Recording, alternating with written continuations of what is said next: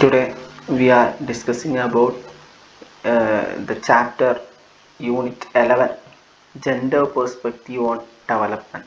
ഇന്ന് നമ്മൾ ഡിസ്കസ് ചെയ്യാൻ പോകുന്നത് ജെൻഡർ പെർസ്പെക്റ്റീവ് ഓൺ ഡെവലപ്മെൻ്റ് ആണ്. ജെൻഡറും ഡെവലപ്മെൻറ്റും തമ്മിലുള്ള റിലേഷനാണ് ഇതിൽ നമ്മൾ ഡിസ്കസ് ചെയ്യാൻ പോകുന്നത്. എന്താണ് ജെൻഡർ? ജെൻഡർ എന്ന് പറഞ്ഞാൽ പുരുഷൻ സ്ത്രീ എന്നതല്ല യഥാർത്ഥത്തിൽ ജെൻഡർ കൊണ്ട് ഉദ്ദേശിക്കുന്നത്. ജെൻഡർ പേഴ്സ്പെക്റ്റീവ് എന്ന് പറഞ്ഞാൽ സ്ത്രീയെയും പുരുഷനെയും സാമൂഹികമായ കാഴ്ചപ്പാടിൽ ഡിവൈഡ് ചെയ്യുന്നതിനെയാണ്. ഇവിടെ രണ്ട് ടേംസ് നിങ്ങൾ സ്ക്രീനിൽ കാണുന്നുണ്ട്, ഒന്ന് ജെൻഡറും ഒന്ന് സെക്സും. സെക്സ് കൊണ്ട് ഉദ്ദേശിക്കുന്നത് മെയിൽ ഫീമെയിൽ എന്നതാണ്. അത് ബയോളജിക്കൽ ഡിവിഷനാണ്. ജെൻഡർ എന്നതുകൊണ്ട് ഉദ്ദേശിക്കുന്നത് സോഷ്യൽ ഡിവിഷനാണ്. മസ്കുലിൻ ഫെമിനിൻ എന്നാണ് ഇവിടെ ജെൻഡറിൻ്റെ ഡെഫിനിഷനായിട്ട് പറയുന്നത്. അതിനെക്കുറിച്ച് നിങ്ങൾ പഠിച്ചതായിരിക്കും. സ്ത്രീ സ്വഭാവമുള്ള ആൾക്കാർക്ക് ഫെമിനിൻ എന്നും പുരുഷ സ്വഭാവമുള്ള ആൾക്കാർക്ക് മസ്കുലിൻ എന്നും പറയും. ഈ സ്വഭാവങ്ങളൊക്കെ സോഷ്യലി കൺസ്ട്രക്റ്റഡ് റോളിൻ്റെ ബേസിലായിരിക്കും, സാമൂഹികമായി സൃഷ്ടിക്കപ്പെട്ട റോളിൻ്റെ ബേസിലായിരിക്കും ഈ ജെൻഡറായിട്ട് വേർതിരിക്കപ്പെടുന്നത്. ഓക്കെ, ആദ്യകാല സമൂഹങ്ങൾ പഴയ തുടക്കത്തിൽ ജെൻഡർ ഡെവലപ്മെൻറ്റിന് പകരം വുമൺ ഡെവലപ്മെൻറ്റ് എന്നായിരുന്നു യൂസ് ചെയ്തിരുന്നത്. സ്ത്രീകളെ ഒരു ടാർഗറ്റഡ് ഗ്രൂപ്പായി ഫോക്കസ് ചെയ്തുകൊണ്ട് സ്ത്രീകളുടെ ഉന്നമനത്തിന് വേണ്ടിയിട്ടായിരുന്നു തുടക്കകാലത്തിൽ പ്രവർത്തിച്ചിരുന്നത്. പിന്നീട് 1980കളിൽ വുമൺ ഡെവലപ്മെൻറ്റ് എന്നത് മാറ്റിയിട്ട് ജെൻഡർ ഡെവലപ്മെൻറ്റ് എന്ന കൺസെപ്റ്റ് ഇംപ്ലിമെൻ്റ് ചെയ്തു. Gender and development.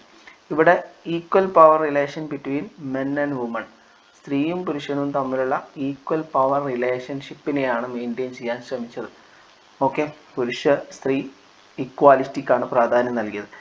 ഇന്ത്യക്ക് സ്വാതന്ത്ര്യം കിട്ടിയതിനു ശേഷം ഭരണഘടനയിൽ എന്ത് ചെയ്യുന്നുണ്ട്, ജെൻഡർ ഇക്വാലിറ്റിക്ക് കൂടുതൽ പ്രാധാന്യം നൽകിക്കൊണ്ട് നിരവധി ആക്റ്റുകളൊക്കെ വന്നു. 1947 ഇന്ത്യക്ക് സ്വാതന്ത്ര്യം കിട്ടി. അതിനുശേഷം ഭരണഘടന നിലവിൽ വന്നു.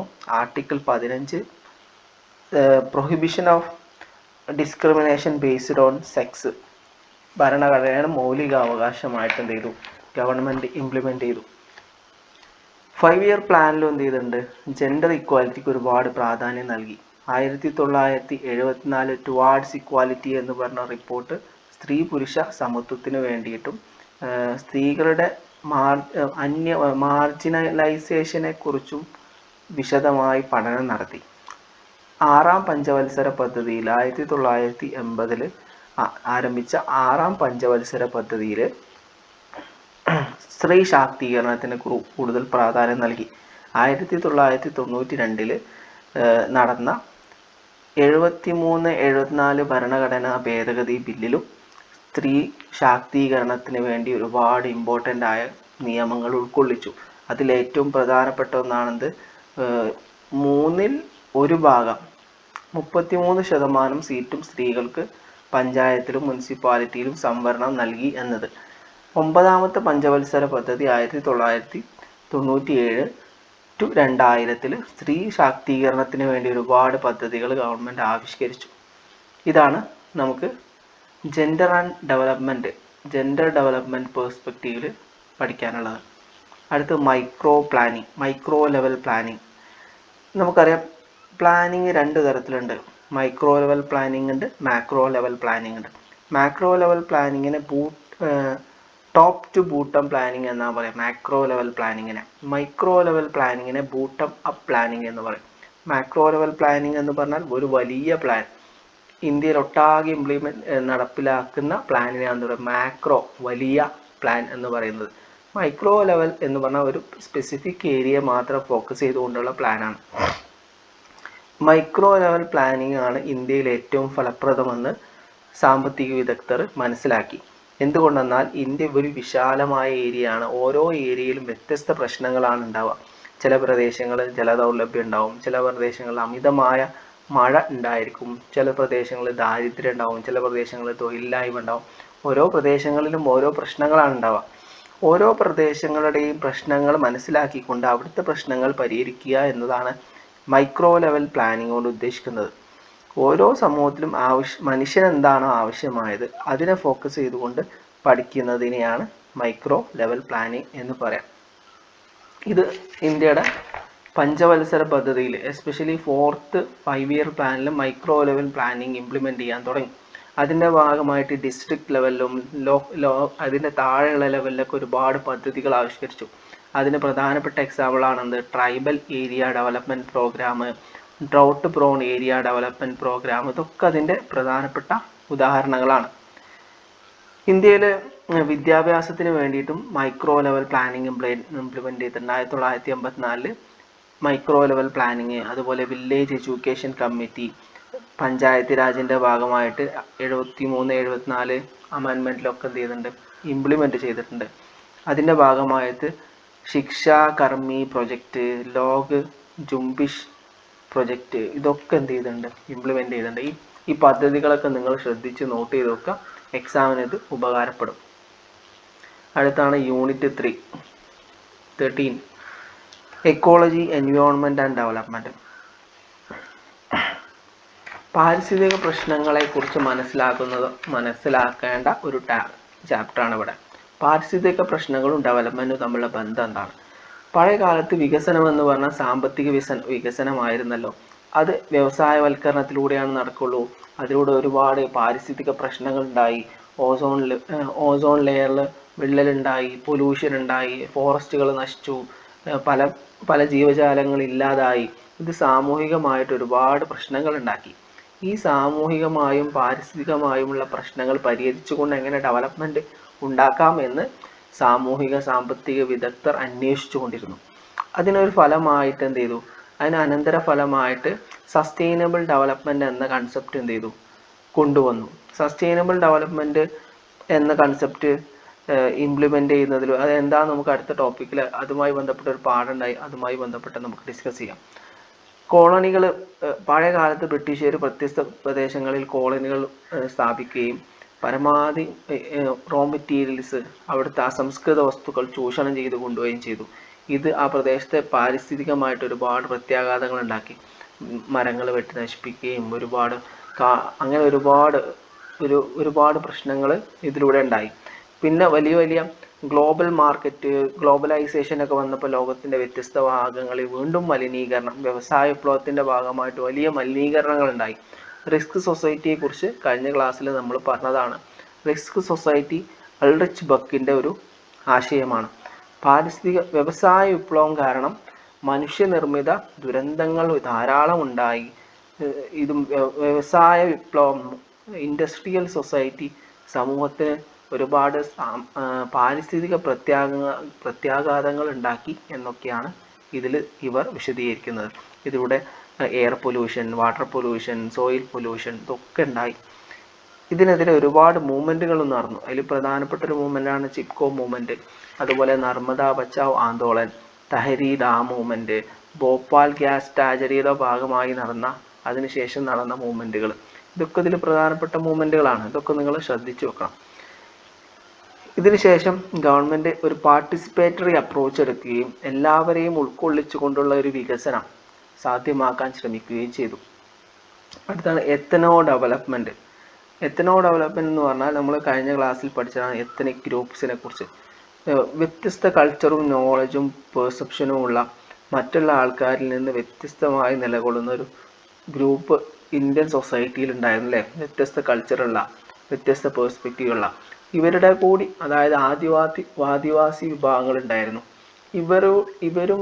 ഇവരുടെ ഡെവലപ്മെന്റ് കൂടെ സാധ്യമായാൽ മാത്രമേ യഥാർത്ഥത്തിൽ വികസനം സാധ്യമാവുള്ളൂ എന്ന് സാമൂഹിക സാമ്പത്തിക വിദഗ്ധർ മനസ്സിലാക്കി. ആദ്യകാല മോഡേണൈസേഷനിലൂടെ യഥാർത്ഥത്തിൽ ഉയർന്ന വിഭാഗത്തിൽപ്പെട്ട ആൾക്കാർക്ക് മാത്രമേ വികസനം ഉണ്ടായിരുന്നുള്ളൂ, സാമ്പത്തികമായിട്ടുള്ള മെച്ചം ഉണ്ടായിരുന്നുള്ളൂ. ഇത് ലോക്കൽ പീപ്പിൾ എന്ത് ചെയ്തു, അവരുടെ വികസനം ഇതിലൂടെ സാധ്യമായിട്ടില്ലായിരുന്നു. അപ്പോൾ ഗവൺമെന്റ് ഫോക്കസ് ചെയ്തു എല്ലാവരെയും ഉൾക്കൊള്ളിച്ചുകൊണ്ടുള്ള വികസനം, എല്ലാ വിഭാഗത്തിൽപ്പെട്ട ആൾക്കാരെയും ഉൾക്കൊള്ളിച്ചുകൊണ്ടുള്ള വികസനം. ഇത്തരം വികസനം, ഇതിനാണ് ഡെവലപ്മെന്റ് ഫ്രം വിത്തിൻ എന്ന് പറയുന്നത്. എല്ലാ സമൂഹത്തെയും, എല്ലാ സംസ്കാരത്തെയും, എല്ലാ വാല്യൂവിനെയും, എല്ലാത്തിനെയും കൂടുതൽ വികസനത്തിന് പര്യാപ്തമാക്കുക എന്നത് ഗവൺമെന്റിന്റെ ഒരു പ്രധാനപ്പെട്ട പദ്ധതിയായിരുന്നു. ഇതിലെ എല്ലാവരെയും ഉൾക്കൊള്ളിച്ചുകൊണ്ടുള്ള നിരവധി പദ്ധതികൾ ഗവൺമെൻറ് ആവിഷ്കരിച്ചു. Participatory action research, rapid rural appraisal, ഇതൊക്കെ എന്ത് ചെയ്തു? ഗവൺമെൻറ് ഇംപ്ലിമെൻ്റ് ചെയ്തു. ഇതിലൂടെ എല്ലാവരെയും ഉൾക്കൊള്ളിച്ചുകൊണ്ട് ഒരു ഡെവലപ്മെൻറ്റ് സാധ്യമാവണമെന്ന് ഗവൺമെൻറ് ആഗ്രഹിച്ചു. ഇനി അടുത്തതാണ് പോപ്പുലേഷൻ ആൻഡ് ഡെവലപ്മെൻറ്റ്. പോപ്പുലേഷനും ഡെവലപ്മെൻറ്റും, ജനസംഖ്യ എങ്ങനെ വികസനത്തെ ബാധിക്കുന്നു എന്നതാണ് ഇവിടെ ചർച്ച ചെയ്യാൻ പോകുന്നത്. ഇതിൽ മാൽത്യൂസിയൻ തിയറിയെക്കുറിച്ച് മുമ്പ് നമ്മൾ പഠിച്ചതാണ് അല്ലേ. ജനസംഖ്യ ജോമെട്രിക്കലി ആണ് എന്ത് ചെയ്യുന്നത്? വളരുന്നത്. അതായത് മൾട്ടിപ്ലൈ ചെയ്യണം. 2, 4, 8, 16, 32 അങ്ങനെ ഗുണന ഇരട്ടിയായിട്ടാണ് പോകുന്നത്. എന്നാൽ ഫുഡ് സപ്ലൈ അരിത്തമെറ്റിക്കലി ആണ് ഇൻക്രീസ് ചെയ്യുന്നത്. അതായത് 2, 4, 6, 8, 10, 12. അതായത് ജനസംഖ്യ വളരുന്നതിൻ്റെ അനുസരിച്ച് എന്ത് സംഭവിക്കുന്നില്ല? ഫുഡ് സപ്ലൈ ഉണ്ടാകുന്നില്ല. അപ്പോൾ ഒരു പരിധി കഴിഞ്ഞാൽ ജനങ്ങൾക്ക് ആവശ്യമായ ഫുഡ് സപ്ലൈ സൊസൈറ്റിയിൽ ഉണ്ടാവില്ല. അത് ദാരിദ്ര്യം ഉണ്ടാക്കുമെന്ന് മാൽത്യൂസിയൻ തിയറി പറയുന്നുണ്ട്. ഇതിന് പരിഹാരമായിട്ട് അദ്ദേഹം പറയുന്നത് സ്വാഭാവികമായിട്ട് നടക്കുന്ന രോഗങ്ങൾ, യുദ്ധങ്ങൾ, ഇതിലൂടെ ഒരുപാട് ആൾക്കാർ മരണപ്പെട്ടു പോയി കഴിഞ്ഞാൽ ഈ പ്രശ്നം പരിഹരിക്കുന്നതാണ്. ഈ തിയറി ഓൾറെഡി നിങ്ങൾ മനസ്സിലാക്കിയതാണ്. പറയുന്നത് നിയോ മാൽത്യൂസിയനിസം എന്ന് പറഞ്ഞ പുതിയ കൺസെപ്റ്റിലൂടെ പറയുന്നത് ഈ ജനസംഖ്യ സ്വയം ഓട്ടോമാറ്റിക് കൺട്രോൾ ചെയ്യപ്പെടില്ല. നമ്മൾ തന്നെ എന്ത് ചെയ്യണം? കൺട്രോൾ ചെയ്യണം, ബർത്ത് കൺട്രോളിലൂടെ. അതിനുവേണ്ടി ഈ ബർത്ത് കൺട്രോൾ മെഷേഴ്സ് എന്ത് ചെയ്തു? മുന്നോട്ട് വെച്ചു. ഇതിലൂടെ യഥാർത്ഥത്തിൽ അവർ പറഞ്ഞു വെക്കുന്നത് ഉയർന്ന ഓവർ പോപ്പുലേറ്റഡ് ആയിട്ടുള്ള വികസിച്ചു കൊണ്ടിരിക്കുന്ന രാജ്യങ്ങളാണ് ദാരിദ്ര്യത്തിന് കാരണം. ഡെവലപ്ഡ് കൺട്രീസിൻ്റെ പെർസ്പെക്റ്റീവാണ്. വികസിത രാജ്യങ്ങളല്ല, വികസിച്ചുകൊണ്ടിരിക്കുന്ന വികസ്വര രാജ്യങ്ങളാണ് ഇതിന് കാരണം. അതുകൊണ്ട് അവിടുത്തെ ജനസംഖ്യ നിയന്ത്രിക്കണം എന്ന് പറഞ്ഞുകൊണ്ടാണ് ഇവരെന്ത് ചെയ്തത്? ഈ പദ്ധതി, ഈ ആശയം മുന്നോട്ട് വെച്ചത്. അതിനുവേണ്ടി പലതരത്തിലുള്ള കോൺട്രാസെപ്റ്റീവ് മെത്തേഡുകളൊക്കെ യൂസ് ചെയ്തിരുന്നു. ജനസംഖ്യാ നിയന്ത്രണത്തിന് വേണ്ടിയുള്ള ഒരുപാട് പദ്ധതികൾ ഈ കാലഘട്ടത്തിൽ ആവിഷ്കരിക്കുകയൊക്കെ ചെയ്തിരുന്നു. ഇന്ത്യയുടെ പെർസ്പെക്റ്റീവ് നോക്കുകയാണെങ്കിൽ family planning programme 1952 India implement ചെയ്തു. ടാർഗറ്റ് ഓറിയൻറ്റഡ് അപ്രോച്ച്, നാഷണൽ എമർജൻസിയുടെ കാലഘട്ടത്തിൽ സ്റ്റെറിലൈസേഷൻ പ്രോഗ്രാം, വന്ധീകരണ പ്രവർത്തനങ്ങളൊക്കെ എന്ത് ചെയ്തു? നടന്നു. ഇത് വളരെയധികം കോൺട്രവേഴ്ഷ്യലായ ഒന്നായിരുന്നു. ഇത്തരം പ്രവർത്തനങ്ങൾ നടന്നാലും ജനസംഖ്യാ വർധനവിന് ഒരു മാറ്റവും കണ്ടില്ല. മാത്രമല്ല ഇതിൽ നിന്ന് വ്യത്യസ്തമായിട്ട് കേരള മോഡൽ ഡെവലപ്മെൻറ്റ് ഒരു ശ്രദ്ധയാകർഷിച്ചിരുന്നു ആ സമയത്ത്. കാരണം സോഷ്യൽ ഡെവലപ്മെൻറ്റിലൂടെ female literacy, health care, land reform ഇത്തരം കാര്യങ്ങളൊക്കെ മെച്ചപ്പെടുത്തിക്കൊണ്ട് സ്ത്രീ പുരുഷ അസമത്വം ഇല്ലാതാവുകയും ജനസംഖ്യ നിയന്ത്രിച്ച് നിർത്താൻ കഴിയുകയും കേരളത്തിന് കഴിഞ്ഞു. അത് ആ കാലഘട്ടത്തിലും ഇന്നും ചർച്ചാ വിഷയമായ ഒരു കാര്യമാണ്. ഇതിലൂടെ സോഷ്യൽ ഡെവലപ്മെൻറ്റിലൂടെ ജനസംഖ്യ നിയന്ത്രിച്ച് നിർത്താമെന്ന് കേരള മോഡൽ ഡെവലപ്മെൻറ്റ് വിശദീകരിക്കുന്നു എന്ന് നമുക്ക് മനസ്സിലാക്കാം. അടുത്തത് യൂണിറ്റ് 16 ആണ്, 16. Development experiences.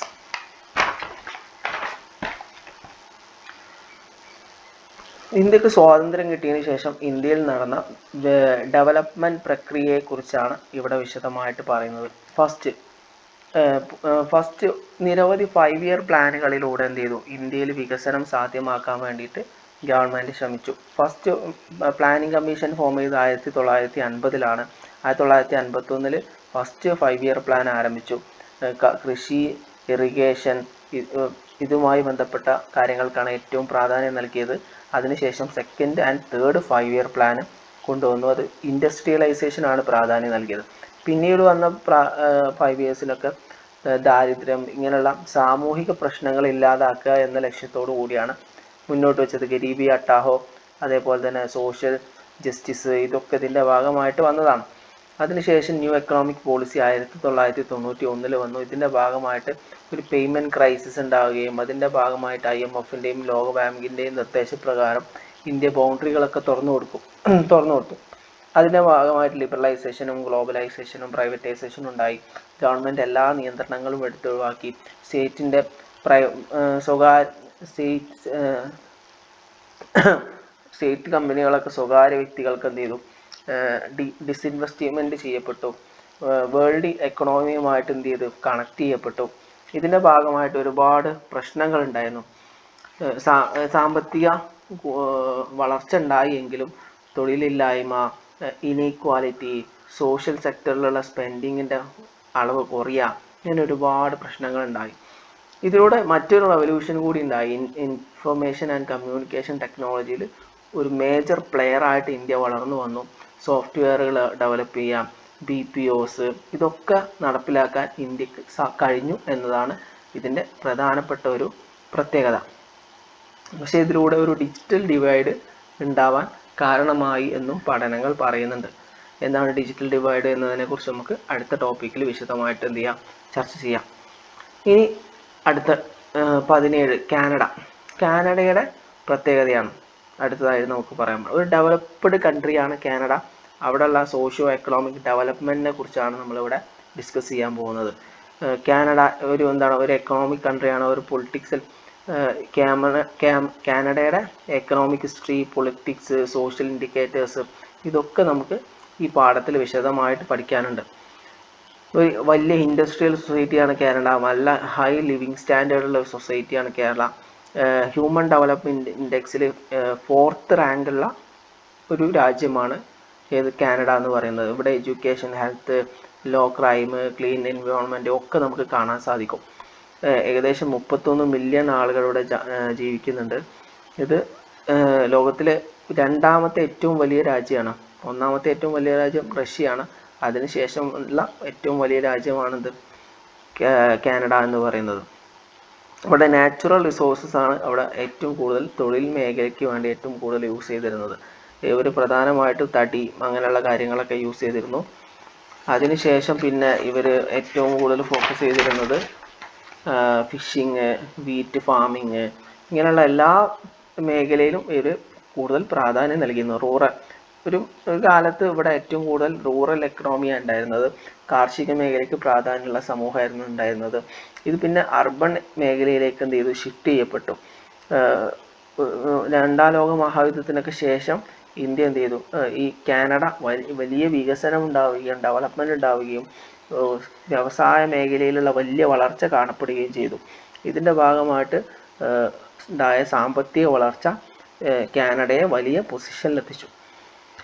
ഇവർ എന്ത് ചെയ്തു, ഇവരുടെ ഒരു എക്കണോമിക് പോളിസിയുടെ ഭാഗമാണെന്ത്, കാനഡ ഫസ്റ്റ് എന്ന പോളിസി.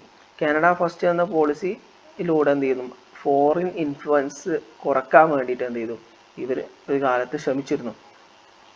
കാനഡ വളർന്നു വരാൻ തുടങ്ങിയ സമയത്ത് കാനഡയിലെ വ്യവസായങ്ങൾക്ക് കൂടുതൽ ശക്തി പകരുന്നതിന് വേണ്ടി കാനഡൻ ഗവൺമെൻറ് ഇംപ്ലിമെൻ്റ് ചെയ്ത ഒരു പദ്ധതിയാണെന്ത്, എന്താണ് ഈ ഇത് എക്കണോമിക് നാഷണലിസം എന്ന കൺസെപ്റ്റ്. അതുപോലെ ഫോറിൻ കൺട്രോൾ നിയന്ത്രിക്കുന്നതിന് വേണ്ടിയിട്ടുള്ള ഗവൺമെൻറ് പദ്ധതികളും ഇതിൻ്റെ ഭാഗമായിട്ട് ഇവർ ആവിഷ്കരിച്ചിരുന്നു. ഇന്ന് കാനഡ ഒരു എഡ്യൂക്കേറ്റഡ് സർവീസ് ഓറിയൻറ്റഡ് സ്റ്റേറ്റ് ആണ്. വർക്ക് സർവീസ് മേഖലയിലേക്ക് കൂടി എന്ത് ചെയ്തു, വ്യാപിച്ചു. ഏറ്റവും കൂടുതൽ ആൾക്കാർ ഹെൽത്ത് കെയർ, ഫിനാൻസ്, റീറ്റെയിൽ മേഖലയിലൊക്കെ ജോലി ചെയ്യുന്നുണ്ട്. എഡ്യൂക്കേഷൻ, അതുപോലെ തന്നെ ഗുഡ് ജോബ് ഓപ്പർച്യൂണിറ്റീസ് ഒക്കെ ഈ കാലത്ത് കാനഡയിലുണ്ട്. നല്ല ലിവിങ് സ്റ്റാൻഡേർഡ് എവിടെയുണ്ട്, കാനഡയിലുണ്ട്. അതുപോലെ തന്നെ അൺഈക്വൽ ഡിസ്ട്രിബ്യൂഷനും ഇവിടെ നമുക്ക് കാണാൻ, അൺഈക്വൽ ഡിസ്ട്രിബ്യൂഷൻ ഓഫ് ഇൻകവും നമുക്ക് ഇവിടെ കാണാൻ സാധിക്കും, കാനഡയിൽ കാണാൻ സാധിക്കും. അടുത്താണ് സിംബാബ്വെ. സിംബാബ്വെ ഒരു അണ്ടർ ഡെവലപ്ഡ് കൺട്രിയാണ്. ഇത് സൗത്ത് ആഫ്രിക്കയിലുള്ള ഒരു പ്രദേശമാണ് സിംബാബ്വെ എന്ന് പറയുന്നത്. Land locked കൺട്രിയാണ്.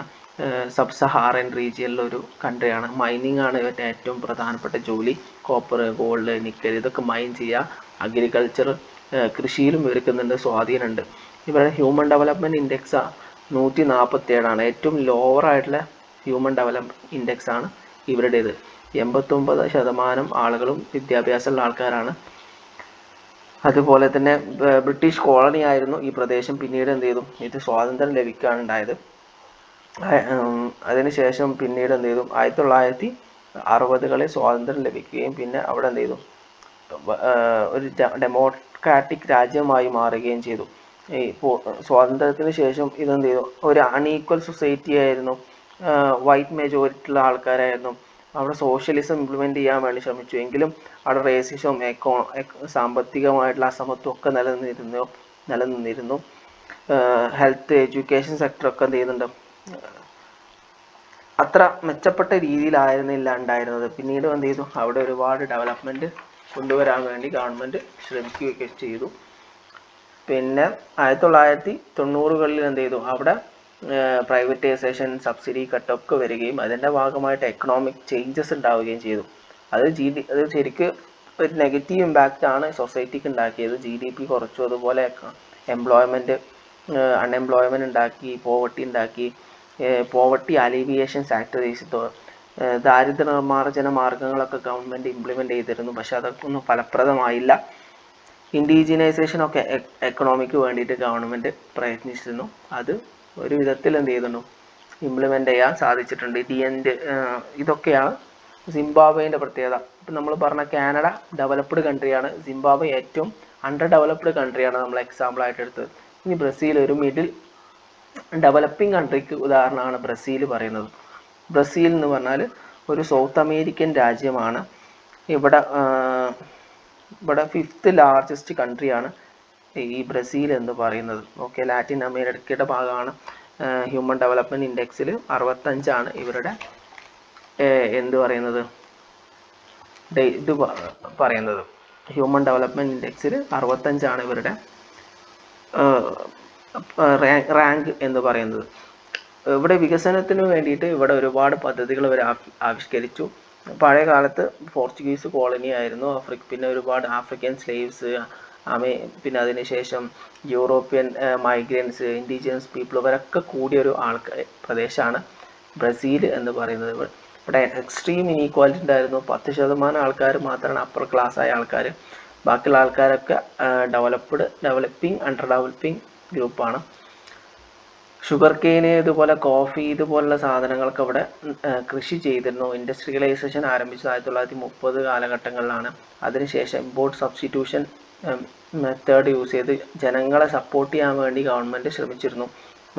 അതിന് ശേഷം എന്ത് ചെയ്തു, പിന്നീട് ഡെപ്റ്റ് ക്രൈസിസ് ഉണ്ടാവുകയും 1980 ശേഷം എന്ത് ചെയ്തു, ഗവൺമെന്റ് എല്ലാ തുറന്നു കൊടുക്കുകയൊക്കെ ചെയ്തു. പിന്നെ അതിൻ്റെ ഭാഗമായിട്ട് വ്യവസായ വിപ്ലവം ഉണ്ടാവുകയും ഒരു സ്റ്റെബിലൈസേഷൻ ഉണ്ടാവാൻ കാരണമാവുകയും ചെയ്തു. എന്നാൽ ഇന്ന് വലിയൊരു ഡെവലപ്പിംഗ് വലിയ 3rd ലാർജസ്റ്റ് ഡെമോക്രസിയാണ് ബ്രസീൽ എന്ന് പറയുന്നത്. അത് മാത്രമല്ല ഇവിടുത്തെ ഏറ്റവും പ്രധാനപ്പെട്ട മറ്റൊരു പ്രത്യേകത, ആമസോൺ റെയിൻ ഫോറസ്റ്റ് ലോകത്തിലെ ഏറ്റവും വലിയ റെയിൻ ഫോറസ്റ്റ് ഉള്ള പ്രദേശമാണ്. ഇതുകൊണ്ട് തന്നെ ഇവിടെ ഒരുപാട് പാരിസ്ഥിതിക പ്രശ്നങ്ങളും ഉണ്ടായിരുന്നു. ഈ പാരിസ്ഥിതിക പ്രശ്നങ്ങൾ പരിഹരിക്കുന്നതിന് വേണ്ടിയിട്ട് ഗവൺമെന്റ് ഒരുപാട് പദ്ധതികൾ ആവിഷ്കരിച്ചിട്ടുണ്ട്. ഇതൊക്കെയാണ് നമുക്ക് ബ്രസീലിനെ കുറിച്ച് മനസ്സിലാക്കാനുള്ളത്. അടുത്താണ് ഗ്ലോബലൈസേഷൻ. ഗ്ലോബലൈസേഷൻ എന്ന് പറഞ്ഞാൽ എന്താണ്? ആഗോളവൽക്കരണമാണ്. ഗ്ലോബലൈസേഷൻ എന്ന് പറഞ്ഞാൽ ലോകത്തിലെ ഇൻക്രീസിങ് ഗ്ലോബൽ ഇന്റർകണക്റ്റഡ്നെസ് ആണ്. ലോകത്തിലെ എല്ലാ മേഖലയും തമ്മിലുള്ള ഇന്റർകണക്റ്റഡ്നെസ് ആണ് ഗ്ലോബലൈസേഷൻ എന്നതുകൊണ്ട് ഉദ്ദേശിക്കുന്നത്. ബോർഡർലെസ് വേൾഡ് എന്നാണ് ഗ്ലോബലൈസേഷൻ്റെ ഏറ്റവും പ്രധാനപ്പെട്ട പ്രത്യേകത. ലിബറലൈസേഷൻ, പ്രൈവറ്റൈസേഷൻ, ഗ്ലോബലൈസേഷൻ, ഇതൊക്കെ ഇതിൻ്റെ പ്രത്യേകതയാണ്. ലിബറലൈസേഷനിലൂടെ ഗവൺമെന്റിന്റെ നിയന്ത്രണം ചെയ്തു, മാർക്കറ്റ് നിയന്ത്രണം ഘട്ടഘട്ടമായിട്ട് എടുത്തു കളഞ്ഞു. പ്രൈവറ്റൈസേഷനിലൂടെ ഗവൺമെന്റ് എന്ത് ചെയ്തു, സ്റ്റേറ്റ് ഓൺഡ് എന്റർപ്രൈസസ് ഒക്കെ പ്രൈവറ്റൈസ് ചെയ്തു. ഗ്ലോബലൈസേഷനിലൂടെ ലോകത്തിലെ വ്യത്യസ്ത പ്രദേശങ്ങളുമായിട്ട് ഇന്റർകണക്റ്റഡ് ആക്കി. ഇതിലൂടെ ഈ ഗ്ലോബലൈസേഷൻ എന്ന് പറഞ്ഞാൽ economic, social, cultural, political dimension ഉള്ള ഒരു അപ്രോച്ചാണ് ഗ്ലോബലൈസേഷൻ. സമ്പത്തുമായിട്ടും സമൂഹവുമായിട്ടും സംസ്കാരമായിട്ടും രാഷ്ട്രീയമായിട്ടും ഒക്കെ കണക്റ്റഡ് ആണ്. പരസ്പരം എല്ലാം വാങ്ങാനും കൊടുക്കാനും ട്രാൻസ്ഫർ ചെയ്യാനൊക്കെ ഉള്ള അവസരം അവിടെ ഉണ്ട്, ഗ്ലോബലൈസേഷന്റെ ഭാഗമായിട്ടുണ്ട്. ഇതിന്റെ ഭാഗമായിട്ട് മാർക്കറ്റ് എക്കണോമി നിലവിൽ വന്നു. ഫാസ്റ്റ് ആയിട്ടുള്ള ഒരു ട്രേഡ് സാധ്യമായി. ഗ്ലോബൽ ഇൻസ്റ്റിറ്റ്യൂഷൻസ് വന്നു. IMF, വേൾഡ് ബാങ്ക് ഇതുപോലുള്ള ഇൻസ്റ്റിറ്റ്യൂഷൻസ് ഒക്കെ വന്നു. ഇന്ത്യയിൽ പഴയ കാലത്ത് ഇന്ത്യൻ പെർസ്പെക്റ്റീവ് നോക്കുകയാണെങ്കിൽ 1991 എന്ത് ചെയ്തത്, ന്യൂ എക്കണോമിക് പോളിസി ഇംപ്ലിമെൻ്റ് ചെയ്തത്. ഇതിൻ്റെ ഭാഗമായിട്ട് ലൈസൻസ് രാജ് നിർത്തലാക്കി, സബ്സിഡികൾ എടുത്തു കളഞ്ഞു, സ്റ്റേറ്റ് ഓൺഡ് പ്രൈവറ്റ് കമ്പനികളൊക്കെ പ്രൈവറ്റ് കമ്പനികളാക്കി മാറ്റി. ഇതിലൂടെ ലിബറലൈസ് ചെയ്തു, പ്രൈവറ്റൈസ് ചെയ്തു, ഫോറിൻ ഡയറക്റ്റ് ഇൻവെസ്റ്റ്മെൻറ്റ് ഇന്ത്യയിലേക്ക് കൊണ്ടുവന്നു. അതിലോടുകൂടി എന്ത് ചെയ്തു, ഒരുപാട് കമ്പനികൾ ഇന്ത്യയിൽ വന്ന് ഇൻവെസ്റ്റ് ചെയ്തു. ഇന്ത്യയിലുള്ള ആൾക്കാർക്ക് ലോകത്തിൻ്റെ വ്യത്യസ്ത ഭാഗങ്ങളിൽ പോയിട്ട് ഇൻവെസ്റ്റ് ചെയ്യാനുള്ള അവസരം ലഭിച്ചു. അതുപോലെ ഇതൊക്കെ എന്ത് ചെയ്തു, സ്റ്റേറ്റിൻ്റെ ഇൻഫ്ലുവൻസ് കുറയുകയും ഇതിലൂടെ ഒരു ഇനീക്വാലിറ്റി ഡെവലപ്പ് ചെയ്യാൻ കാരണമാവുകയും ചെയ്തു. മാത്രമല്ല ഒരു ഫെമിനൈസേഷൻ ഓഫ് ലേബർ, ഈ ടേം നിങ്ങൾ ശ്രദ്ധിക്കണം. ഫെമിനൈസേഷൻ ഓഫ് ലേബർ എന്ന കൺസെപ്റ്റ് ഡെവലപ്പ് ചെയ്തു വന്നു. ലോവർ വേജ്, ഒരു non permanent job, lower wage, ഇതൊക്കെ എന്ത് ചെയ്തു, ഈ ഒരു സമൂഹത്തിൽ ഡെവലപ്പായി വന്നു. ഇതിൻ്റെ ഭാഗമായിട്ട് കൾച്ചറൽ ഹോമോജനൈസേഷൻ ഉണ്ടായി. ഒരു കോമൺ കൾച്ചർ ലോകത്ത് വരാൻ കാരണമായി. മാത്രമല്ല ഒരു കൾച്ചറൽ ഹൈബ്രിഡൈസേഷൻ ഉണ്ടായി. ലോകത്തിലെ വ്യത്യസ്ത കൾച്ചർ കൂടിയിട്ട് എന്ത് ചെയ്തു, ഒരു കൾച്ചർ കോമൺ കൾച്ചറായിട്ട് മാറാനും കാരണമായി എന്ന് ഈ പഠനങ്ങൾ പറയുന്നു. ഇത്രയാണ് നമുക്ക് പഠിക്കാനുള്ളത്. ഇതിൻ്റെ ബാക്കി ഭാഗങ്ങൾ നമുക്ക് അടുത്ത സെഷനിൽ നോക്കാം. അപ്പോൾ നമ്മളെ ക്ലാസ് ഇവിടെ വൈൻഡപ്പ് ചെയ്യാണ്. ഇതുമായി ബന്ധപ്പെട്ട് എന്തെങ്കിലും ഡൗട്ടുകൾ നിങ്ങൾക്കുണ്ടെങ്കിൽ നിങ്ങൾക്ക് പേഴ്സണലായിട്ടും ഗ്രൂപ്പിലും ചോദിക്കാവുന്നതാണ്. അപ്പോൾ നമുക്ക് ഇവിടെ വൈൻഡപ്പ് ചെയ്യാം. Thank you for the corporation.